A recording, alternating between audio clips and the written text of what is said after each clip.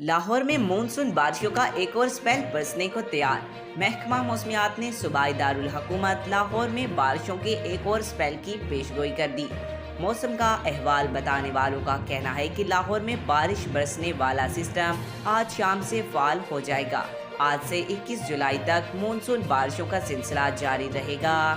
محکمہ موسمیات کے مطابق شہر کا آج کم سے کم درجہ حرارت 28 جبکہ زیادہ سے زیادہ 36 ڈگری سینٹی گریڈ تک جا سکتا ہے۔ ادھر این ڈی ایم اے نے ملک بھر میں 21 جولائی تک موسلا دھار بارشوں کے پیش نظر فلیش فلڈنگ کا خدشہ ظاہر کیا ہے۔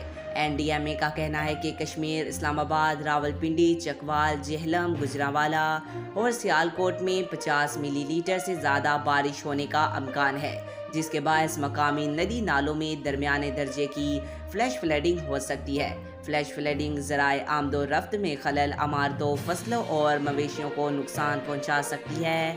این ڈی ایم اے نے صوبائی ڈیزاسٹر مینجمنٹ اتھارٹی اور مقامی انتظامیہ کو چوکس رہنے کی ہدایت کی ہے۔ حکام نے عوام الناس کو تاکید کی ہے کہ گھروں میں نکاسیاب یقینی بنائیں اور اربن فلڈنگ سے نپٹنے کے لیے پیشگی اقدامات کریں۔ مسافر اور سیاح لینڈ سلائڈنگ کے خطرے سے دوچار علاقوں میں سفر کرتے ہوئے احتیاط برتیں۔